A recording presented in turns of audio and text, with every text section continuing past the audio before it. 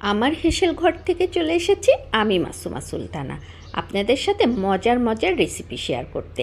তো আজকের রেসিপিতে থাকছে ঘরে বেঁচে থাকা উপকরণ দিয়ে কিভাবে চটজলদি মজাদার রেসিপি তৈরি করা যায়।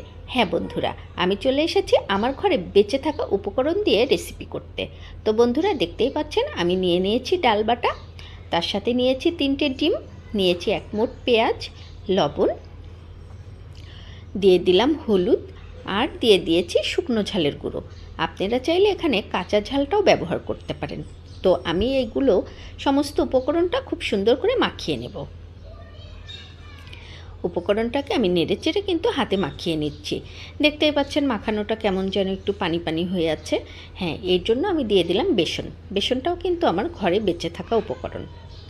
আমি অল্প অল্প করে বেসনটা মিশিয়ে নিচ্ছি। বেসনটা আমি ভালো করে মাখিয়ে নিচ্ছি বন্ধুরা। তো দেখতেই পাচ্ছেন আমার কিন্তু অনেকটাই বেসন দিয়ে মাখানো শেষ। আমি কিন্তু মাখিয়ে নিয়েছি খুব সুন্দর করে, মাখানোটাও এখন খুব আঠালো আঠালো হয়ে গিয়েছে। তো বন্ধুরা আমি চলে এসেছি গরম কড়াইতে তেল নিয়ে। এখন আমি সেই উপকরণগুলো দিয়ে সুন্দর করে কিছু বড়া ভেজে নেব। পাতলা পাতলা করে আমি কিন্তু বড়াগুলো ভেজে নেব। এপাশ ওপাশ সুন্দর করে লাল লাল করে আমি উপকরণ বড়াটাকে কিন্তু ভেজে নিচ্ছি বন্ধুরা। আপনারা দেখতেই পাচ্ছেন আমি কিন্তু এপাশ ওপাশ উল্টিয়ে বড়াগুলোকে ভেজে নিচ্ছি। কি ভাবছেন এ বড়াটা দিয়ে কি হবে? হ্যাঁ বন্ধুরা, আপনারা দেখতে থাকেন।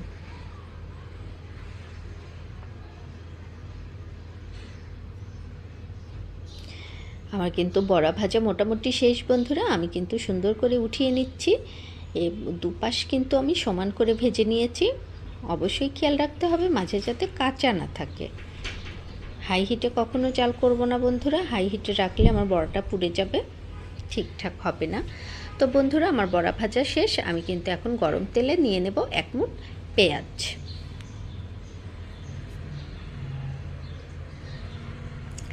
পেঁয়াজটাকে কুচি কুচি করে আমি কেটে রেখেছি বন্ধুরা। তো পেঁয়াজটা এখন আমি ভেজে নেব যত সময় না কাঁচা গন্ধটা দূর হয়। এ পর্যায়ে আমার পেঁয়াজ ভাজাটা কিন্তু মোটামুটি শেষ বন্ধুরা। আমি দিয়ে দিচ্ছি কাঁচা ঝাল। হ্যাঁ, কাঁচা ঝালটা আমি ফালি করে কেটে ডিপ ফ্রিজে সংরক্ষণ করে রেখেছি। এখন দিয়ে দেব বাটা মশলা। আমার বাটা মশলাতে থাকছে রসুন বাটা, আদা বাটা।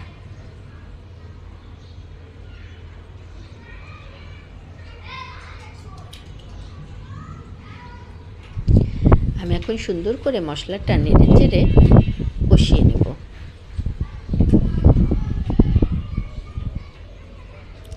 আমি এখন দিয়ে দেব গুঁড়ো মশলা। গুঁড়ো মশলাতে আছে হলুদ।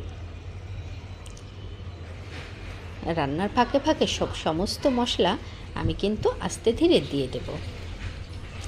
দিয়ে দিলাম ধনিয়া গুঁড়া।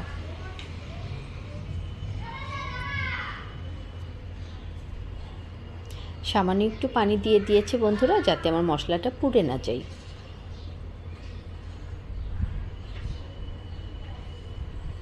এখন দিয়ে দেব সামান্য পরিমাণ লবণ।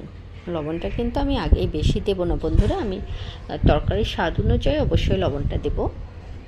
দিয়ে দেব সামান্য শুকনো ঝালের গুঁড়া। এটা শুধুমাত্র তরকারির কালার আসার জন্য। চুলোর জালটা আমি একটু বাড়িয়ে দিয়েছি। হ্যাঁ বন্ধুরা, দিয়ে দিয়েছি কুচিয়ে রাখা আলু।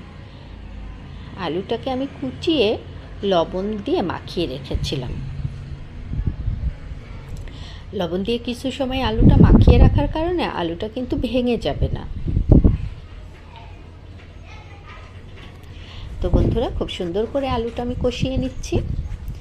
এরপর যে আলুটা কিন্তু আমি খুব সুন্দর করে আস্তে ধীরে জাল দিয়ে কষিয়ে নিচ্ছি। অবশ্যই খেয়াল রাখতে হবে যে আলুটা যাতে পুড়ে না যায়। সামান্য পানি দিয়ে আবারও আলুটাকে আমি একটু কষিয়ে নেব বন্ধুরা।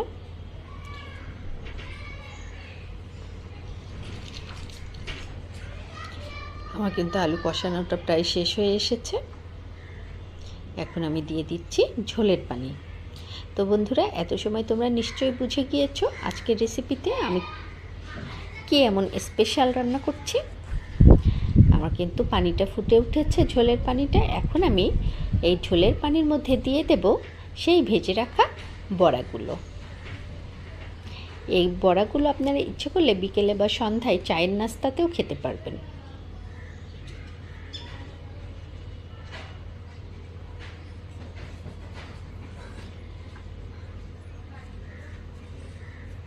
আমি এটাকে আরও কিছু সময় রান্না করে নেব।